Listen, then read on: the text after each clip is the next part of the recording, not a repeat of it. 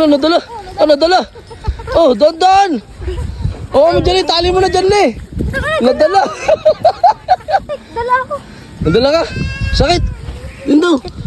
At nung sinantingan nga ito ng hangin itong saranggola na to, doon lang namin naranasan ng kapatid ko. Mapapanood namin sa vlog ni Kuya Idol Kaborbot. Talagang sobrang natakot ako nung dinala ako ng saranggola na yan. First time kong naranasan na dalahin ako ng saranggola. At sa part nga na to, Philippines naman nga ang aming papaliparin. Nagaling kay Kuya Idol Kalitar.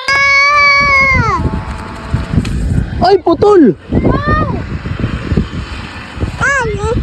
Unang talangan nito, naputol nga ang tansing gamit namin. Buti na lang talaga na-harvest na ang isang pitak ng palaisdaan na to. Kaya saglit nga lang namin nalusong to. At si Jibril na nga rin pala ang kumuha niyan. Buti na lang talaga, mababaw lang yung palisdaan ngayon. Nakuha ka agad.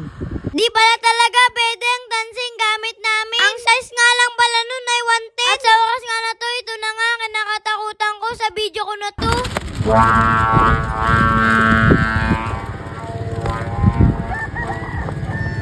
Unang tala nga sa kanya ay nanibago nga kami sa lipad niya mga guys. Bigla nga itong umikot at tumugpo at di nga namin alam kung bakit. Agad-agad na nga pala itong kinuha ng kaibigan ko na si Gibril. Pali na. Patay.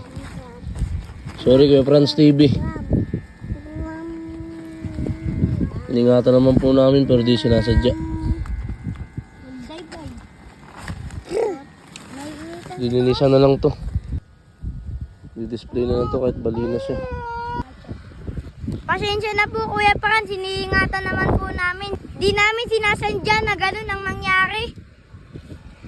Sobrang nadismaya at nalungkot ako sa pangyayari na yun mga guys. Kaya nga halos hindi ko pinapalipad ang mga saranggola na yun. Dahil nga sa iniingatan ko nga talaga sila. Tapos ganun pa ang nangyari sa kanya. Talagang sa oras na nga yun, napapayak talaga ako. Hey!